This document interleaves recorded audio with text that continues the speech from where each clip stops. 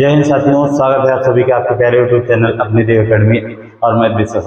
साथियों, आखिरी समय आ गया है, लड़ाई का आखिरी पड़ाव आ गया है। कुछ की डेट 23 को ही होगी, कुछ की 24 को, कुछ को 25 को और कुछ 30-31 में है। जिसकी 30-31 में है तब भी उनको काफ़ी फायदा मिलेगा, क्योंकि पैटर्न एक पता चल जाएगा। 25 के बाद भी 5-6 दिन का समय, लेकिन अब जिनका 23 तारीख को एग्जाम है उनके पास समय कम है। तो ये आखिरी पड़ाव, आखिरी लड़ाई वाली क्लास है। इस क्लास को आप देखिएगा और आपके मैथ के जो 20 के 20 प्रश्न हैं कैसे आएंगे, और इन्हीं क्लासों से ही आपको मिलेगा कि आपके पेपर में सारे प्रश्न रखे रहेंगे। चलिएगा, आपके सामने बोर्ड पर लिखे गए हैं प्रश्न। पहला प्रश्न है कि 40% के वर्ग 40 के वर्ग के 40% का 1/4 भाग ज्ञात कीजिए। तो देखिए क्या कहा है, प्रश्न को जैसे कहा वैसे आप पढ़ते चले जाइएगा। 40 के वर्ग, 40 का वर्ग कितना होगा, लिखो 40 के वर्ग का 40%। इसका अगर इसका आप और करो तो 1600 का 40% निकाल दो। ठीक है, देखो 40 और प्रतिशत हटाओगे बच्चा तो बटे 100 होता, क्योंकि आपको प्रतिशत में बताया गया है कि किसी भी संख्या को भिन्न में बदलना होता है तो प्रतिशत से चिन्ह हटा के नीचे 100 लगाते हैं। ठीक है, 40 के वर्ग का 40% का मतलब बुरा होता है 1/4। 1/4 का मतलब होता है 1/4। अब इसको आप सॉल्व कर दो। देखो 1 0 से 1 0 हमारा ये कट गया, 4 से ये 4 कट गया, और ये 40 का वर्ग कितना हुआ 1600। इधर बचा 1/10। 1 0 से 1 0 काट दो, कितना आ गया 160 आ गया। 160 ऑप्शन नंबर सी आपका क्या हो गया, सही हो गया। तो जैसा कहा था प्रश्न में वैसे हम करते गए। ठीक है, छोटे छोटे प्रश्नों से उठाएंगे आपको हर एक लेवल का। देखो किसी भी अगर 20 क्वेश्चन मैथ के आ रहे हैं, किसी भी पेपर में मैथ के अगर 20 क्वेश्चन आ रहे हैं तो आपको 15 क्वेश्चन ऐसे मिलते हैं जिसको सब अटेम्प्ट कर जाते हैं, और जो 5 क्वेश्चन होते हैं जो अच्छे से तैयारी किया होता है, बढ़िया से पढ़ाई किया होता है, रिवीजन किया होता है, उसी के पहुंचते हैं, वो सही करता है, और उन्हीं का क्या हो जाता है सिलेक्शन। तो आप सिलेक्शन से दूर ना हो, इसीलिए आपके लिए ये क्लास लगाई गई है, और आप लोग ध्यान से इस क्लास को करिए, अच्छे से करिएगा, आपको अच्छे अच्छे प्रश्न देखने को मिलेंगे। चलिएगा, दूसरा प्रश्न है, हो गया पहला। दूसरा प्रश्न है, एक वृत्त की त्रिज्या को 2 गुना कर दिया जाए तो क्षेत्रफल कितना गुना हो जाएगा। अच्छा ये बताओ, डेली इस तरह का प्रश्न आता है और हम आपको डेली बताते हैं कि जब किसी वृत्त की त्रिज्या जितने गुना करेंगे, जितने गुना अगर 2 गुना किए तो परिधि हमेशा उतने ही गुना होती है, परिधि उतने गुना होगी, और क्षेत्रफल उसका वर्ग हो जाएगा। क्षेत्रफल क्या हो जाएगा, वर्ग हो जाता है, त्रिज्या का वर्ग हो जाता है। तो अगर हम 2 गुना कर दिए हैं तो परिधि तो हमारी, परिधि के बारे में पूछेगा तो 2 ही गुना होगा, लेकिन क्षेत्रफल हमारा क्या हो जाएगा 4 गुना हो जाएगा। क्षेत्रफल हमारा क्या हो जाएगा 4 गुना हो जाएगा। तो इस प्रश्न का ऑप्शन नंबर बी सही होगा। कितने गुना हो जाएगा 4 गुना। देखो ये प्रश्न आपसे वर्ग में भी पूछ सकता है और वृत्त में भी पूछता है, तो ध्यान दीजिएगा, कभी भी वर्ग के बारे में पूछे और वृत्त के बारे में कि वृत्त की त्रिज्या या वर्ग की भुजा को हम 2 गुना कर दिए तो क्षेत्रफल कितना हो जाएगा, तो 2 का स्क्वायर कर देना। परिधि के बारे में पूछे तो उतना है, 2 गुना भुजा तो 2 गुना परिधि, 3 गुना परिधि, 3 गुना भुजा तो 3 गुना परिधि, लेकिन क्षेत्रफल 9 गुना, 3 का वर्ग कर दीजिएगा। ठीक है, चलिएगा अगले प्रश्न की तरफ चलते हैं।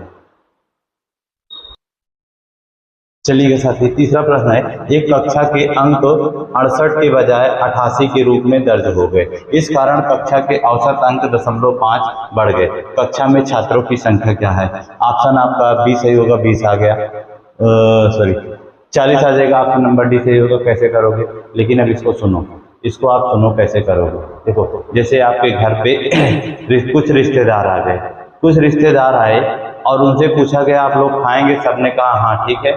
सबका मिला के बनानी थी 40 रोटी, सबको मिला के जितने भी रिश्तेदार आए तो कितने आए थे नहीं पता है, सब ने हाँ भर दी खाना खाने के लिए, और पता चला कि सभी को मिलाकर 40 रोटी बनानी थी। ठीक है, 40 रोटी बनानी थी, लेकिन घर वालों ने कुछ बढ़ा के बना दी 60 रोटी।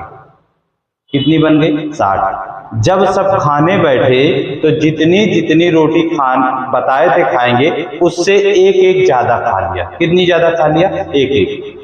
तो पहले ऑर्डर कितने का था? मान लीजिए जैसे प्रश्न में देखो ऑर्डर था कि 40 रोटी बनानी थी, लेकिन बनी कितनी? 60 रोटी बनी। कितनी बनी? 60 बनी। कितनी एक्स्ट्रा बनी? कितनी एक्स्ट्रा बनी? 20 एक्स्ट्रा बनी। अतिरिक्त बनी कि नहीं बनी? अब जब ये 20 अतिरिक्त बनी थी तो जितने भी रिश्तेदार थे सब ने एक एक रोटी ज्यादा खाई। जितना बताया था उससे एक एक ज्यादा खाई। तो बताओ कितने रिश्तेदार आए थे?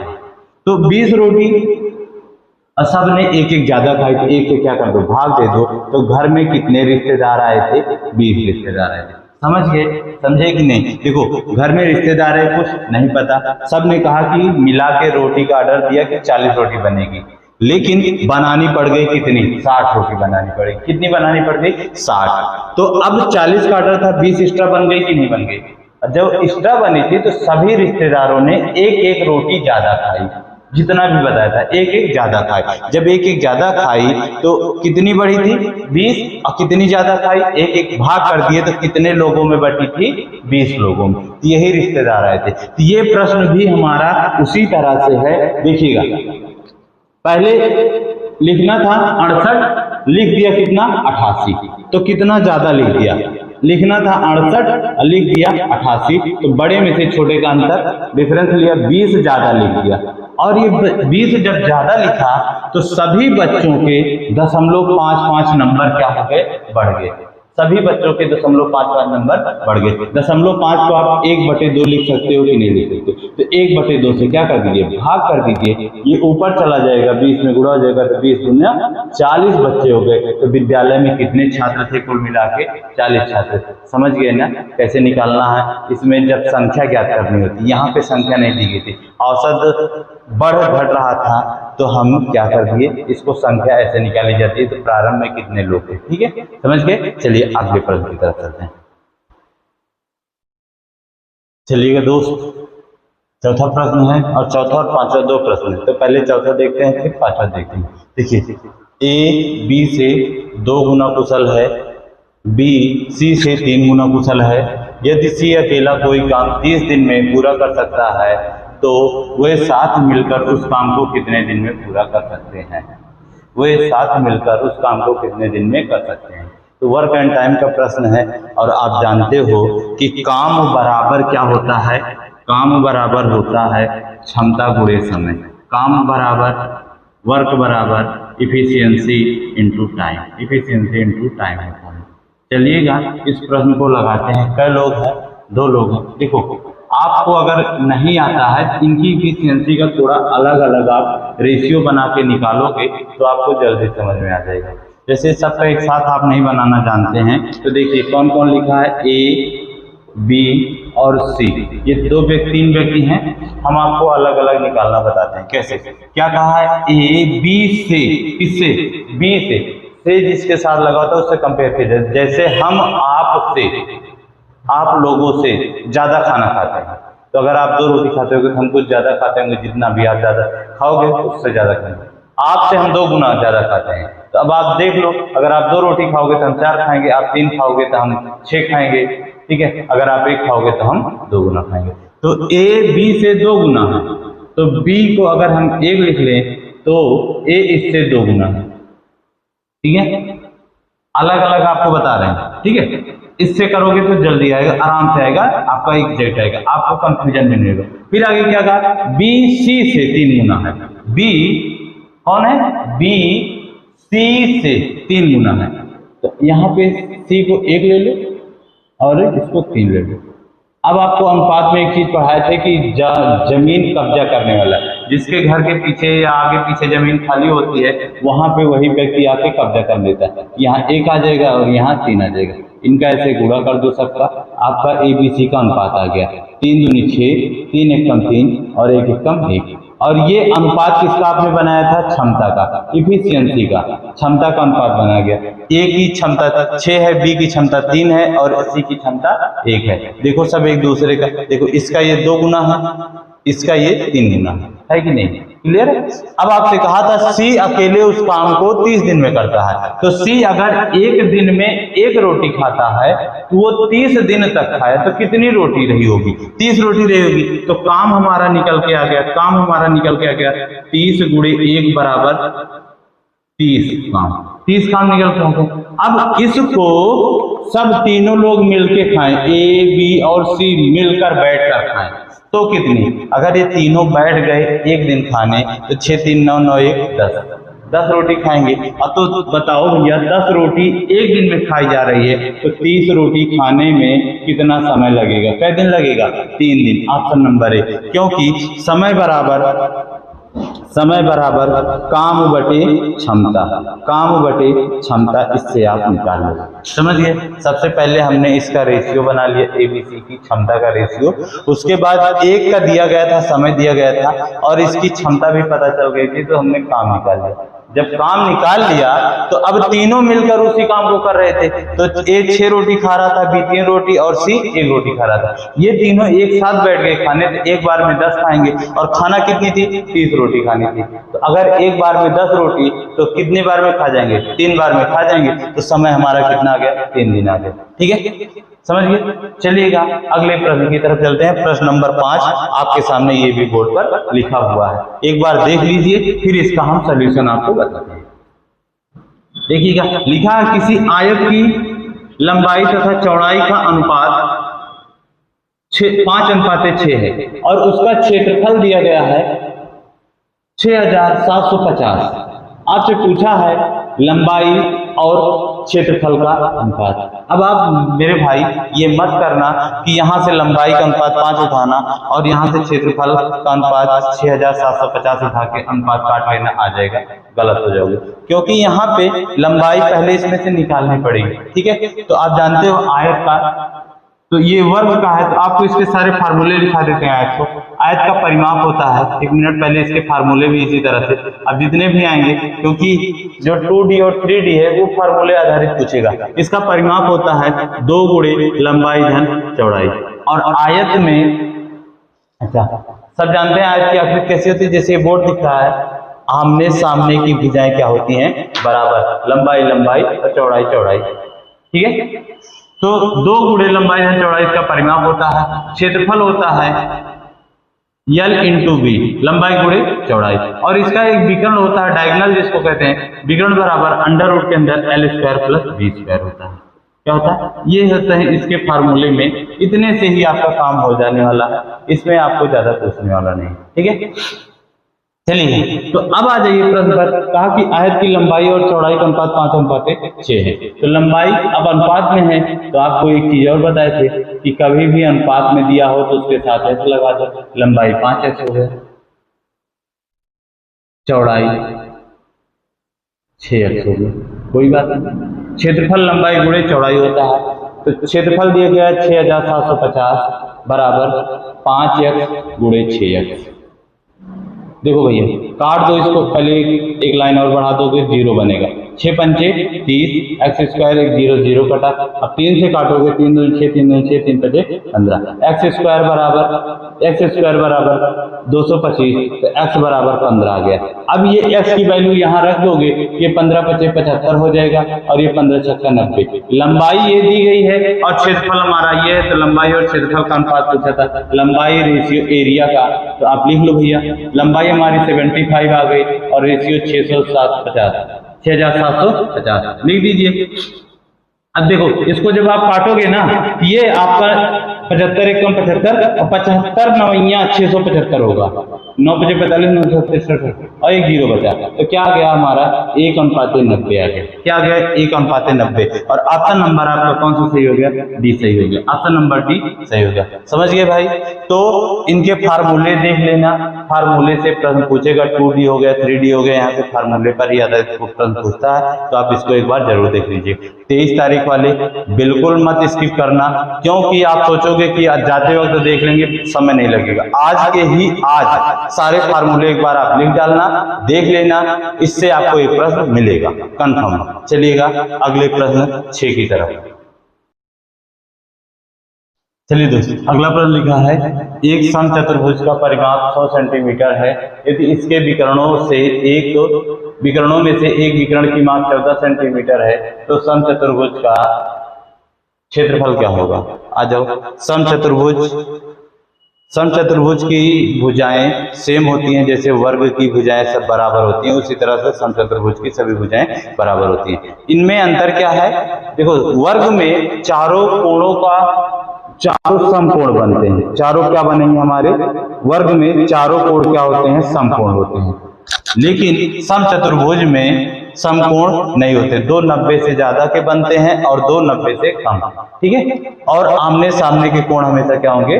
बराबर होते हैं।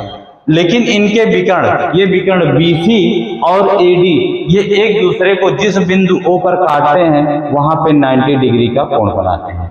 90 डिग्री का जब कोण बनाए तो 90 डिग्री के सामने वाली भुजा हमेशा क्या होती है? कर्ण होती है। तो समचतुर्भुज में जो हमारी भुजाएं होंगी वो कर्ण कहलाती हैं। ठीक है, अब आ जाइए इनका परिमाप जो वर्ग का परिमाप होता है वो एक समचतुर्भुज का, तो परिमाप पेरीमीटर जिसको कहते हैं, परिमाप बराबर होता है 4a और परिमाप दिया गया है 4, 100 बराबर 4a के, तो 4 से काटा 25 चौके 100। कितना आ गया? इसकी सभी भुजाएं कितने 25 सेंटीमीटर की आ गई, 25 सेंटीमीटर की आ गई। समझ गए? 25 सेंटीमीटर की आ गई। अब आप किसी भी एक त्रिभुज को पकड़ लीजिए, आप पहले दूसरा विकर्ण की माप निकाल लीजिएगा, फिर क्षेत्रफल आ जाएगा। और दूसरे विकर्ण का माप निकालने के लिए अब यहां से आप देखो, एक राइट एंगल ये ट्रायंगल बनेगा कि नहीं बनेगा? बनेगा। हमारा ये राइट एंगल ट्रायंगल समकोण त्रिभुज बनेगा कि नहीं? और समकोण त्रिभुज के सामने वाली भुजा हमारी सबसे बड़ी भुजा होती है, वो कर्ण कहलाती है। और अगर आप इधर से कोण लोगे तो ये लंब हो गया और ये आधार बन जाएगा, और इधर से आप लोगे तो ये लंब बन जाएगा, ये आधार। हमें कोई दिक्कत नहीं, हम कहीं से भी ले सकते हैं। अच्छा, इसकी एक विकर्ण दिया गया था, एक विकर्ण की माप, टोटल माप थी कितनी? 14 सेंटीमीटर थी। जब विकर्ण एक दूसरे को जहां पे प्रतिच्छेद करते हैं वहां से 2 बराबर भागों में बढ़ता है। यानी अगर ये 14 था तो इसको 7 और 7 में बांट दिया, बढ़ गया। अच्छा, अब ये बताओ, आपको ट्रिपलेट याद है कि नहीं याद है? ट्रिपलेट आपको कुछ लिखाए थे कि नहीं लिखाए थे? 7 24 से क्या बनता है? 25 बनता है कि नहीं बनता है? 7 24 से 25। अगर एक भुजा 7, लंब और आधार कुछ भी हो सकता है, 7 24 तो उसका कर्ण कितना आता है? 25 आता है। जैसे आप 3 और 4 से 5 बनता है कि नहीं बनता? बनता है कि नहीं बनता? 6 8 से 10 बनता है कि नहीं बनता? इसी तरह से आपको लिखाए थे, काफी सारी चीजें बताए थे। तो यहाँ से अब आपको निकालने की जरूरत नहीं। ट्रिपलेट याद है? ये प्रश्न आपका चुटकियों में हो गया खत्म। तो अगर 2 भुजाएं, एक भुजा 25 पता है, एक भुजा 7 पता है, तो दूसरी भुजा हमारी क्या हो जाएगी? 24। तो अगर आधी 24 है तो आगे भी तो 24 हो जाएगी, तो टोटल विकर्ण की लंबाई, दूसरे विकर्ण की लंबाई कितनी आ गई? दूसरा विकर्ण हमारा आ गया 24 + 24 बराबर 48 के, और पहला विकर्ण हमारा D1 दिया गया था 14 सेंटीमीटर। तो समचतुर्भुज का क्षेत्रफल होता है, क्षेत्रफल बराबर 1/2 विकर्णों का गुणनफल, 1/2 विकर्णों का गुणनफल होता ही नहीं होता? बस आप इसी पे रख दो, तो 1/2 गुणे 24 गुणे 14, 2 से काट दो, 2 7 14, गुणा कर दो भैया। सॉरी, यहाँ पे 48 रहेगा, ये क्या रहेगा? 48 रहेगा, क्योंकि दोनों की भुजाओं का जोड़ है। ठीक है, 7 से काट दो, 7 8 56 पीछे यहाँ सिर्फ 5 और 7 चौके 28 5 33। तो क्षेत्रफल कितना आ गया? 336 centimetre square. Option number C आपका सही हो गया। समझ गए? समचतुर्भुज का परिमाप होता है 4a, जो वर्ग का परिमाप होता है, और इसका क्षेत्रफल होता है 1/2 विकर्णों का गुणनफल। जब कभी भी आपको दोनों विकर्ण दिए हो, क्षेत्रफल पूछे, तो दोनों विकर्णों का गुणनफल कर दीजिए। आपको भुजा पता है, एक विकर्ण पता है, तो आप पाइथागोरस प्रमेय से दूसरे विकर्ण की माप निकालोगे। ठीक है, उसके बाद क्या चलिएगा? अगले प्रश्न नंबर 7 की तरफ चलते हैं। चलिएगा साथियों, आपके सामने 2 प्रश्न और लिखे हैं, 7 और 8। पहले 7 देखिए, फिर 8 देखिए। कोई व्यापारी किसी वस्तु के अंकित मूल्य पर 10% की छूट देने के बाद भी 20% का लाभ कमाता है। यदि अंकित मूल्य 500 रुपए हो तो वस्तु का क्रय मूल्य बताइए। आ जाओ, देखो भाई, बार बार आपको समझाते हैं, बताते हैं कि ऐसे प्रश्न जरूर मिलेगा आपको पेपर में, इसीलिए इस प्रश्न को ज्यादा से ज्यादा कराया जाता है। आपको हर एक टाइप बता दिए कि कौन सा पेपर में आने वाला है, तो आप इसको जरा देखो एक बार। कई तरीके से आप अनुपात से भी बना के लगा सकते हो और फार्मूला भी है। तो आपको एक चीज लिखा है छोटा सा, CP/MP क्रय मूल्य बटे अंकित मूल्य बराबर 100 माइनस छूट परसेंटेज अपान 100 प्लस प्रॉफिट परसेंटेज। अच्छा, कुछ लोग कहेंगे कि उल्टा भी हो सकता है, लेकिन इसको याद कैसे रखो, चलो आज आपको हम याद रखने का इसका तरीका भी बता देते हैं। क्रय मूल्य और अंकित मूल्य में बताओ कौन छोटा होता है? क्रय मूल्य छोटा होता है और अंकित मूल्य बड़ा होता है। तो ध्यान रखना, अगर आप क्रय मूल्य को ऊपर रख रहे हो तो ऊपर छोटी वैल्यू, और छोटी वैल्यू कब आएगी? जब 100 में से घटाएंगे। और घटाते किसको है? डिस्काउंट को घटाते हैं, जो छूट देते हैं वही घटाते हैं ना। तो याद रखना, अगर ऊपर क्रय मूल्य है तो ऊपर डिस्काउंट रहेगा 100 माइनस डिस्काउंट, और अंकित मूल्य को आप नीचे लिखते हो। तो लाभ होता है तो 100 से बढ़ता है कि नहीं बढ़ता है? लाभ होता है तो 100 से बढ़ता है कि नहीं बढ़ता है? तो लाभ की कंडीशन, जब लाभ होगा तो उसको 100 में जोड़ कर लिख देना। तो CP/MP बराबर 100 माइनस डिस्काउंट अपान 100 प्लस प्रॉफिट। ये है इसका याद रखने का तरीका, भूलोगे नहीं मेरे बच्चा। बस ध्यान रखना, क्रय मूल्य और अंकित मूल्य में जब भी कंपेयर किया जाएगा तो क्रय मूल्य हमारा छोटा होगा और अंकित मूल्य बड़ा होगा। तो अगर उसको ऊपर लिखे तो 100 में से घटा के ऊपर लिख देंगे और नीचे 100 में जोड़ के लिख देंगे। आ जाइएगा, आपका तुरंत आ जाएगा। CP पूछा है, MP 500 दिया गया है, कै परसेंट की छूट दी गई है? 10% की, यानी 90 पर लिख देंगे। 20% का लाभ हुआ यानी 120 लिख देंगे। अब इसको काट दो, 1 0 से 1 0 कटा, 3 3 9 3 4 12। अब इसको आप 4 से काटोगे तो 4 एकम 4, 1 बचा, 10 बना, 4 दूनी 8, फिर 2 बचा, 4 पंचे 20, आ गया 125। 125 का 3 से गुणा करोगे तो 125 3 375 होता, 25 3 75, 3 एकम 3। तो CP हमारा कितना आ गया? 375 आ गया। एकदम सिंपल सा बन गया, ठीक है, एकदम सिंपल सा बन गया। पर कुछ लोग कहेंगे सर मान लो हमें फार्मूला ही न याद आए तो क्या करेंगे? आ जाओ, उसको आपको भी सिखा देते हैं, यहाँ से भी इसको नोट कर लिए होंगे। आ जाओ, बिना फार्मूले का आपको सिखा देते हैं, आप रेशियो से कैसे बनाओगे। देखिए, ध्यान दीजिएगा, पहले क्या है? अंकित मूल्य है। अंकित मूल्य पर छूट दिया है, तो यहाँ से जब कभी भी हम सामान पर छूट देकर करते हैं तो अंकित मूल्य और विक्रय मूल्य का अनुपात बनाया जाता है। किसका अनुपात बनाया जाता है? अंकित मूल्य और विक्रय मूल्य का। तो यहाँ से अंकित मूल्य अगर 100% लेकर चलो या 10% को फ्रैक्शन में चेंज करोगे तो 1/10 आ जाएगा। यानी जो सामान 10 रुपया लिखा था उस पर एक छूट दे दिया तो उसको कितने में बेच दिया? 9 रुपए में बेच दिया। ये तो थी हमारी अंकित मूल्य और विक्रय मूल्य की कंडीशन। फिर उसके बाद लाभ या हानि हमेशा क्रय मूल्य पर निकाला जाता है। यहां से रेशियो बना लो CP और SP का, ध्यान देना, एकदम बेसिक का सिखा रहे हैं, गलत कभी नहीं होने वाला। जैसा जैसे तरीका बता रहे हैं, अगर आप इससे करते गए ना, आपका 101% प्रश्न सही होते चले जाएंगे, ठीक है। अब देखो, क्रय मूल्य लाभ दिया गया कितना? 20% का। लाभ हमेशा क्रय मूल्य पर निकाला जाता है। तो अगर हम 20% को फ्रैक्शन में चेंज किए तो 20/100 यानी 1/, क्या आ गया? 5 आ गया। यानी 1 रुपया वाला 5 रुपया वाला सामान हम 1 रुपया फायदा में 6 रुपये में बेच दिए। तो मेरे भाई एक चीज आप ये बता दो कि एक ही सामान का अंकित मूल्य देने के बाद विक्रय मूल्य अलग आ सकता है क्या? तो विक्रय मूल्य हमेशा क्या होगा? सेम होगा। एक ही सामान पे सारी बातें हो रही तो विक्रय मूल्य कभी अलग नहीं हो सकता। यहाँ विक्रय मूल्य 6 है, यहाँ 9 है, तो इसमें 3 से गुणा और इसमें 2 से गुणा कर देंगे, विक्रय मूल्य हो जाएगा बराबर 10 दूना 20, 9 दूनी 18 और 5 तिहाई 15 आ गया। ये आ गया हमारा अंकित मूल्य, ये हमारा आ गया विक्रय मूल्य, ये हमारा आ गया CP। इसकी वैल्यू दी गई है, इसकी वैल्यू कितनी दी गई है? अंकित मूल्य की 20 यूनिट बराबर 500, तो 1 यूनिट बराबर निकाल लोगे आपको कितना आएगा? 25 आ जाएगा। और कितने यूनिट का पूछा? 15 यूनिट का पूछा है, तो 25 × 15 कर दीजिए, 15 × 75, 15 दूना 30, 7 37, 375 रुपए यहाँ से भी आ गए, ठीक है। मेरे हिसाब से आप इस तरीके से भी लगाओगे तो आपका मेरे भाई गलत नहीं होने वाला। पहले जब कभी भी डिस्काउंट दिया होता था अंकित मूल्य और विक्रय मूल्य का अनुपात, लाभ या हानि की बात होती है तो क्रय मूल्य और विक्रय मूल्य का अनुपात निकाल लिया जाता है, ठीक है। बस उतना करना है। और विक्रय मूल्य दोनों जगह हमारा क्या होना चाहिए था? सेम होना चाहिए, ठीक है। चलिएगा अगले प्रश्न की तरफ चलते हैं। अगला प्रश्न नंबर 8 है, साझेदारी से है। तो इसका सॉल्यूशन आपको ऊपर देते हैं, इसको नोट कर लिए होंगे, मिटाए, चलिए मिटाते हैं।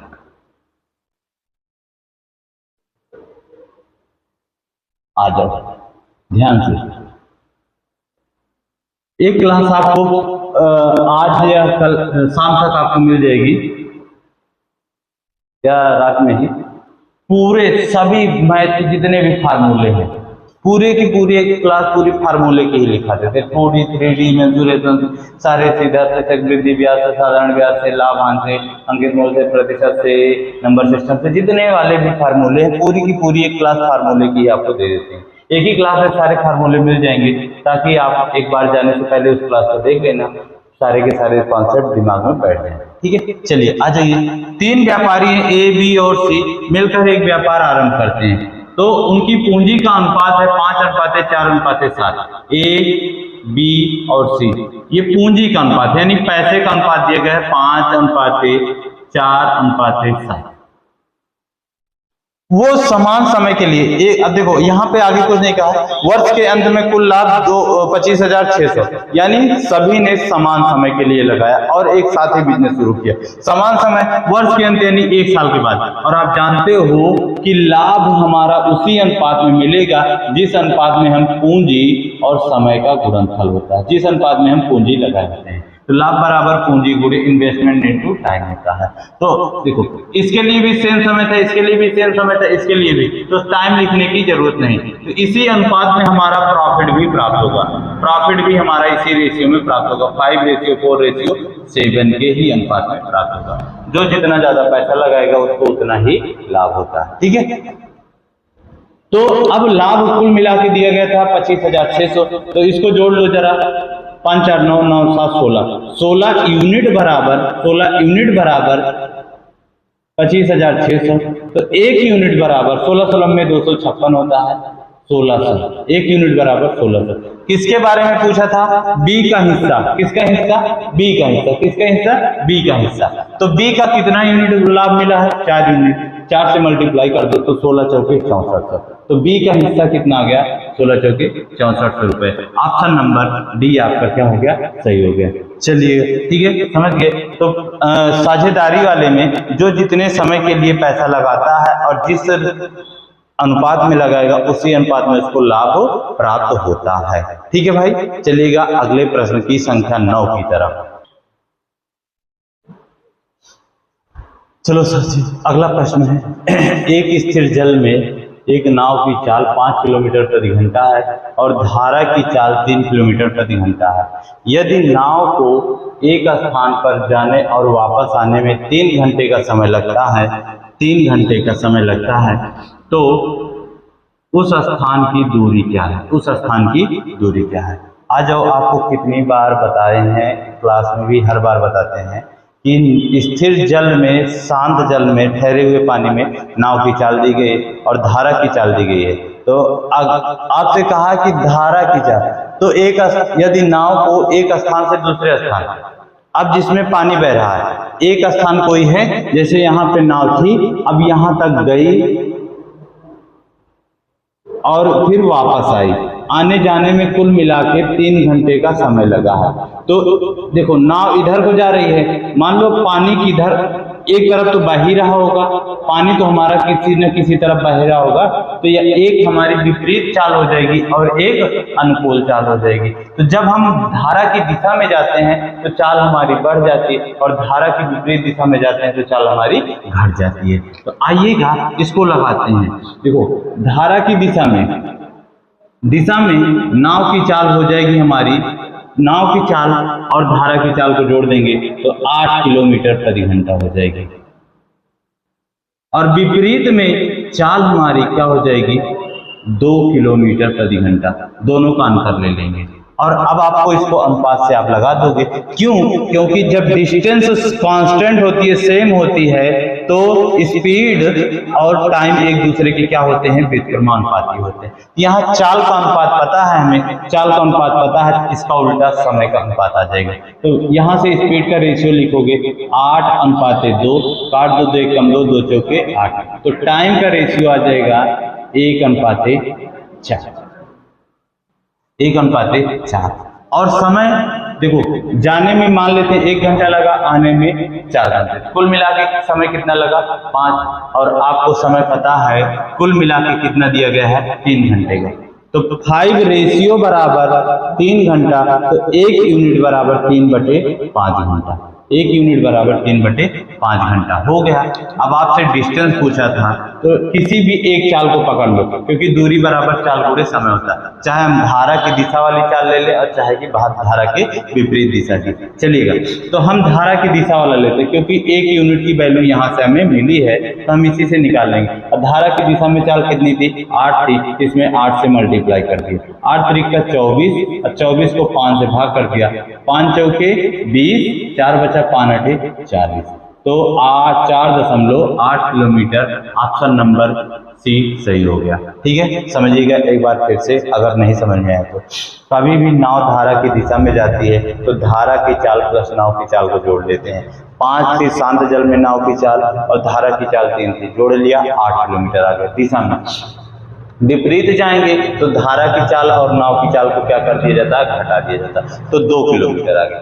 ठीक है, पहला पॉइंट। उसके बाद यहां से आपसे समय दिया गया था कुल मिला के जाने और वापस आने का, तो यानी डिस्टेंस हमारी क्या थी, सेम थी। डिस्टेंस जब सेम होती है तो स्पीड के रेशियो को उल्टा कर देते हैं, तो समय का रेशियो हो जाता है, टाइम का रेशियो हो जाता है। तो स्पीड का अनुपात आया था 4:1, 8 और 2 को काटा तो 4:1 बना, उसका उल्टा समय का रेशियो हो गया 1:4।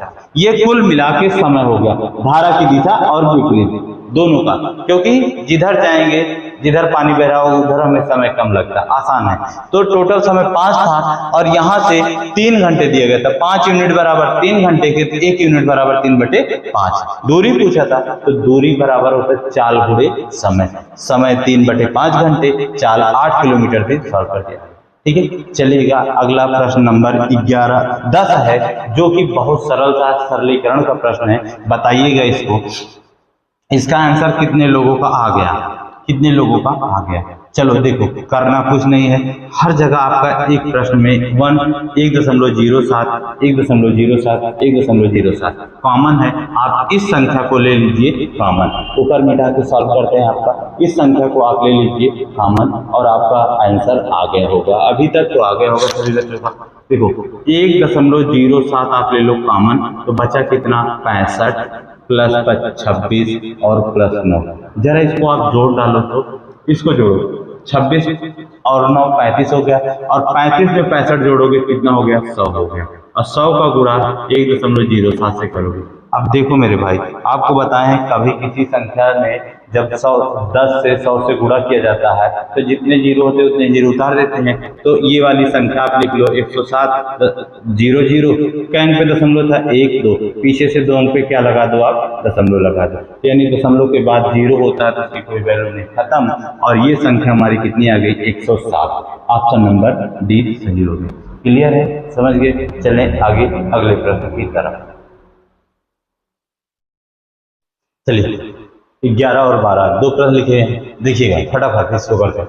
120 मीटर लंबी रेलगाड़ी 54 किलोमीटर प्रति घंटे की चाल पर एक स्टेशन से गुजरती है। प्लेटफार्म पर खड़े व्यक्ति को के सामने से उसे गुजरने में कितना समय लगेगा। मतलब ट्रेन है और कहा कि एक व्यक्ति प्लेटफार्म पर खड़ा, उसको पार करने में वो ट्रेन कितना समय लेती है। आपको बताए थे कि जब कभी भी ट्रेन प्लेटफार्म हो, उसको खड़े व्यक्ति को हो गया, पोल को हो गया, खंबे को हो गया, पेड़ को हो गया, इनको सबको पार करती है तो केवल और केवल अपनी ही लंबाई को पार करती है, और वही ट्रेन के द्वारा तय की गई दूरी हो जाती है। तो दूरी कितनी हो जाएगी 120 मीटर, डिस्टेंस हमारी कितनी हो गई 120 मीटर। और सेकंड में समय पूछा तो इस चाल को किलोमीटर प्रति घंटा में बदल लेंगे, तो 54 किलोमीटर प्रति घंटा, इसको मीटर प्रति सेकंड में बदलने के लिए आपको किससे गुणा करना होगा 5/18 के 18/5 से।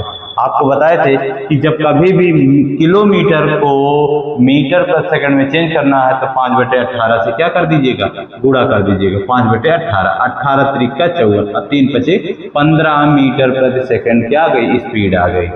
तो टाइम इक्वल टू होता है डिस्टेंस अपॉन स्पीड, समय बराबर दूरी बटे चाल। दूरी कितनी है 120 मीटर है और चाल कितनी आ गई 15, 15 × 8 120 होता है। तो कितने सेकंड में पार कर जाएगी 8 सेकंड में। ऑप्शन नंबर बी आपका सही हो जाएगा। समझ गए। और जब कभी ट्रेन किसी प्लेटफार्म को, पुल को, सुरंग को पार करती है तो अपनी लंबाई प्लस जिसको पार कर रही है उसकी लंबाई, पुल को पार कर रही है तो पुल की लंबाई, सुरंग को पार कर रही है सुरंग की लंबाई, पहाड़ को पार कर रही है पहाड़ की लंबाई, नदी को पार कर रही है तो नदी की लंबाई। चलिएगा, ठीक है, समझ गए। अगला प्रश्न है, अगला प्रश्न है आपके सामने लिखा है कि जितना ब्याज 5 वर्ष में 4% की वार्षिक दर पर ₹6,000 पर होगा, उतना ही ब्याज ₹8,000 की धनराशि पर 3 वर्षों की वार्षिक दर पर कितने समय में होगा। इसका मतलब जानते हो क्या कहा है कि अगर हम कोई धनराशि 6,000 रुपए की धनराशि को 5 साल के लिए 4% की दर पे दिए हैं, यहां से जितना ब्याज मिलेगा कितने समय के लिए 8,000 रुपए 3% की दर पर उधार दे दें उतना ही ब्याज मिले, यानी दोनों कंडीशन में ब्याज हमारे क्या होने चाहिए, बराबर। तो आप जानते हो कि साधारण ब्याज बराबर PRT/100 होता है, तो पहला साधारण ब्याज बराबर दूसरा साधारण ब्याज। जब कुछ नहीं कहा तो हम साधारण ब्याज से ही लगा देंगे, ठीक है, साधारण ब्याज से। तो अब आप जानते हो साधारण ब्याज बराबर क्या होता है, PRT/100। तो पहला ये है आपका टाइम, ये R है और ये आपका क्या है, P है, और दूसरा ये P हो गया और दूसरा ये R हो गया, दूसरा T आपसे क्या किया, पूछा है तो रख दो भैया। 6,000 रुपए गुणे 4% की दर और गुणे 5 वर्ष बटे 100 बराबर दूसरा 8,000 रुपए रेट 3%, टाइम पूछा है T/100। अब इसको आप हल नहीं कर पाओगे, केवल दोनों कंडीशन में ब्याज बराबर था, नीचे से 100 से 100 कट गया। जब बीच में बराबर चिन्ह, ऊपर का ऊपर नीचे का नीचे, हम काट सकते हैं। 3 0 से 3 0 और उड़ गया, काट दिया। 8 त्रिका 24 और 6 चौके 24, ये भी कट गया। तो बचा कितना, 5। इधर क्या बचा, T बराबर 5 वर्ष आ गया। T बराबर क्या आ गया, 5 वर्ष आ गया, समझ गए। और नहीं तो यहाँ से आप ब्याज निकाल लेते उसके बाद। तो ये सबसे सरल तरीका है कि दोनों कंडीशन में ब्याजें क्या थी, बराबर। तो हमारा कितने समय के लिए, 5 वर्ष के लिए। ऑप्शन नंबर ए सही हो गया। चलिएगा, ये थे आपके 12 क्वेश्चन। अगले और क्वेश्चन की तरफ बढ़ते हैं। चलिए साथियों, 13 और 14 नंबर प्रश्न लिखा है। पहले लिखा है 1/7, 2/5, 3/8 का मासा ज्ञात कीजिए। अब आपको भिन्नों का मासा बताए थे पढ़ाते वक्त कि जब कभी भी मासा पूछेगा तो भिन्न में है तो ऊपर वाली संख्या का मासा, नीचे वाली संख्या का लासा निकालते हैं, ठीक है। और जब लासा पूछता है तो जो भी पूछे ऊपर वाली संख्या का आपको वही निकालना है, यानी अंश का वही निकालना है, हर का उसका उल्टा कर देना है। लासा पूछे तो ऊपर वाली संख्या का लासा, नीचे वाली का मासा। मासा पूछे तो ऊपर वाली का मासा, नीचे वाली का लासा। तो इसमें मासा पूछा है तो 1 2 3 का मासा क्या होता है। अब ये सब संख्याएं अलग अलग हैं, इनमें कुछ कॉमन नहीं, तो मासा हमारा क्या हो जाएगा, 1 हो जाएगा। मासा हमारा क्या हो जाएगा, 1 हो जाएगा। ऊपर मासा लिख लिया, नीचे लासा 7 5 और 8। 7 5 ये दोनों अभाज्य संख्या है, इनका गुणा कर दीजिए। और 8 एक भाज्य, लेकिन ये 2 ही से कटेगी, तो आपको कुछ भी नहीं करना, केवल इनका सिर्फ का मल्टीप्लाई कर देना है बस। 7 5 35, या आप ऐसे कर दो 5 8 40 और 40 का गुणा 7 से, 7 चौके 28, 280, 1/280। प्रश्न नंबर, ऑप्शन नंबर बी हमारा सही हो गया। चुटकियों के प्रश्न है, आसान प्रश्न है, जल्दी कर सकते हैं। आ जाइए, 14 नंबर का प्रश्न है, विभाजिता के नियम पर है। विभाजिता कहा है कि संख्या 3 4 और n किससे विभाज्य है, n से विभाज्य है, तो n का मान बताओ। आपको n के 11 के विभाजिता का नियम पता होना चाहिए।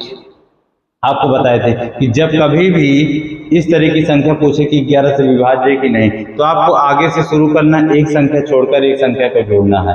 तो a + c और जो बची है b + d, इनका डिफरेंस यानी अंतर या तो 0 आ जाए या तो 11 का मल्टीपल आ जाए, तो वह संख्या 11 से हमारी क्या हो जाएगी, कट जाएगी। यहाँ पे 3 ही संख्या है, कोई बात नहीं। पहली संख्या हम 3 लेंगे और दूसरी n। 3 ऊपर देखिएगा, 3 + n - 4 बचा है, डिफरेंस क्या होना चाहिए, 0 या 11। तो 11 तो आएगा नहीं। अब आप क्या रख दो इसमें से कि n के स्थान पे ये 0 बन जाए। n बराबर अगर हम 1 रख दें तो 3 1 4, 4 में से 4 गए, क्या बन जाएगा, 0। और 0 जब आ गया तो संख्या 11 से कट जाएगी। तो क्या रखने पे आया है, 1 रखने पर। ऑप्शन नंबर ए सही हो गया। इसी तरह से 9 के विभाजिता का नियम है कि दिए गए नंबर के सारे अंकों को जोड़ लीजिए, अंक 9 से कटने वाला हो तो संख्या 9 से कट जाएगी। इसी तरह से 3 का भी है, योग कर लीजिए, योग 3 से कट रहा तो पूरी संख्या 3 से कट जाएगी। 4 में पीछे के लास्ट के 2 अंक, कोई भी नंबर लिखा है जैसे ऐसे, इसके पीछे के लास्ट के 2 अंक अगर 8 से कट रहे हैं, 4 से कट रहे हैं तो पूरी संख्या 4 से कट जाएगी। 8 में क्या है, पीछे के 3 अंक अगर 8 से कट रहे हैं तो संख्या पूरी 8 से क्या हो जाएगी, कट जाएगी। 5 से विभाजिता का नियम, इकाई का अंक 0 हो और या तो 5 दिखे, वो 5 से कट जाएगा। 25 से पीछे के 2 अंक कटने चाहिए, 125 से पीछे के 3 अंक 125 से कटने चाहिए, ठीक है। इसी तरह से आप विभाजिता का नियम एक बार देख लीजिएगा, ठीक है। तो ये विभाजिता के नियम में ज्यादातर आपको 11 का, 8 का, 9 का, इससे ज्यादा का आपका नहीं देता। चलिएगा अगले प्रश्न की तरफ चलते हैं। चलिए देखिएगा, 15 क्वेश्चन और 16 क्वेश्चन, 2 क्वेश्चन और हैं आपके आज के, ठीक है। और आपके लिए आज 4 क्वेश्चन होमवर्क भी रहेंगे और उनके जवाब आपको कमेंट बॉक्स में देना ही देना है। देख लेते हो आप लोग, ना वीडियो को लाइक करते हो, ना चैनल को सब्सक्राइब कर रहे हो। कुछ देखो, आपसे कुछ तो मांगा नहीं जा रहा, केवल 2 चीजें कही जा रही है। प्यारा सा थोड़ा सा कमेंट्स कर दिया करें और वीडियो को लाइक कर दिया करें, चैनल को सब्सक्राइब कर लें, ठीक है। यही आपकी क्या हो जाएगी, फीस हो जाएगी। और देख लेना दोस्त, जितनी क्लास आपको करा दिए, जितना करा रहे हैं, और 23 तक का आपको करा देंगे, उससे बाहर का आपका प्रश्न नहीं आने वाला। आप पेपर दे के आओगे, आप खुद ही बताओगे सर ये प्रश्न आपकी क्लास से ही आया था। चलिए आ जाओ, देखो लिखा, संजय द्वारा अंग्रेजी तथा गणित विषय में प्राप्त किए गए कुल अंक 170। याद करो कुछ उस जमाने को जब आपको बताए थे कि कभी भी 2 का योग दिया हो, मैथ और इंग्लिश का योग कितना है, 70, 170, और उन विषयों के प्राप्तांकों का अंतर, यानी मैथ और इंग्लिश के विषय का अंतर कितना है, 10 है। अच्छा ये बताओ, अब दोनों विषय का आप अलग अलग नंबर नहीं बता पाओगे। बताए थे कि जब, एक मिनट ध्यान देना, अंग्रेजी और गणित है ना, उल्टा हो जाएगा, फिर गड़बड़ा जाएगा। पहले अंग्रेजी को लिखिए, फिर मैथ को लिखिए, फिर अंग्रेजी और मैथ को लिखिए भैया। चलो ठीक है। अब आपसे पूछा है कि इनके विषयों के प्राप्त अंकों का अनुपात बताइए। अच्छा ये बताओ, आपको जब बताए थे कि पहले वाले का पूछेगा, x की वैल्यू पूछेगा, इन दोनों को जोड़कर 2 से भाग करेंगे, और जब बाद वाले का पूछेगा तो इन दोनों का अंतर लेकर 2 से भाग करेंगे। ये बताएंगे, बार बार बताएं, चाल वाले में बताएं, हर जगह बताएं। वही प्रश्न यहाँ पे था। तो इसको जब एक बार जोड़ोगे तो 170 में 10 जोड़ा तो 180 हो गया, 180 हो गया बटे 2।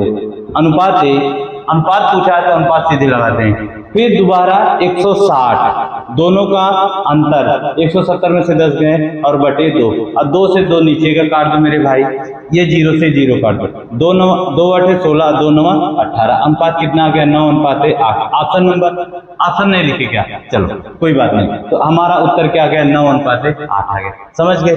इन दोनों विषय को जब अंग्रेजी का पूछा, दोनों को जोड़कर 2 से भाग, इसको काटते तो 90 आता। मैथ का पूछा तो दोनों विषय का अंतर लेके 160 2 से भाग तो 80 आ जाता, तब भी सॉल्व करते। तो हम सीधे यहीं से क्या कर दिए, सीधे यहीं से क्या कर दिए। तो चलिए ये थे 15 क्वेश्चन। अब आपके सामने क्वेश्चन नंबर 16 लिखा है, ये आपका होमवर्क है। ये आपका किसका प्रश्न है, होमवर्क का प्रश्न है। चलिएगा 16 एक और लिखो, 17 बिना ऑप्शन के हैं, आपको देखना है, आपको जांचना है बिना ऑप्शन के भी। ऑप्शन है, अगला प्रश्न है, एक व्यक्ति, चलिए 1 मिनट मिटाते हैं, फिर लिखते हैं आपका ऊपर 16 नोट कर लीजिएगा ध्यान से।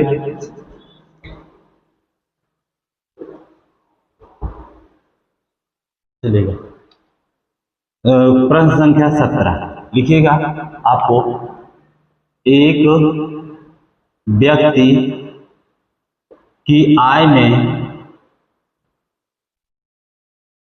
15% की वृद्धि की जाती है,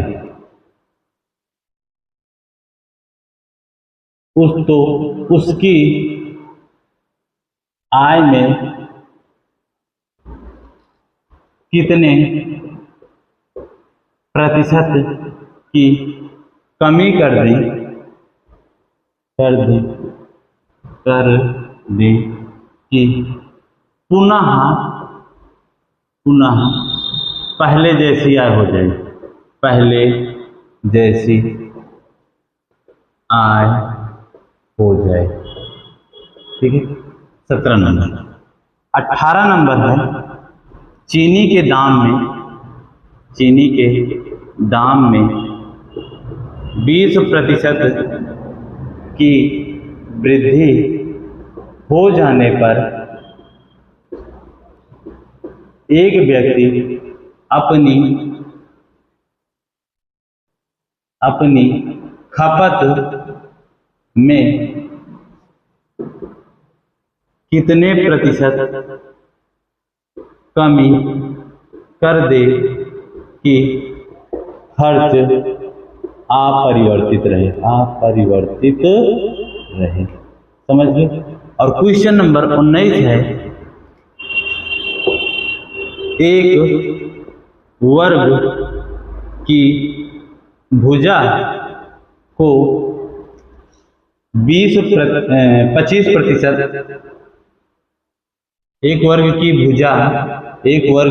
भुजा में 20% की वृद्धि की जाती है तो उसके क्षेत्रफल में कितने प्रतिशत की वृद्धि होगी। 16 वाला नोट कर लिए होंगे। एक लास्ट प्रश्न है आपका,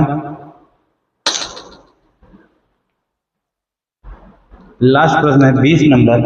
दिया गया है 1, 5, 9, 13 ...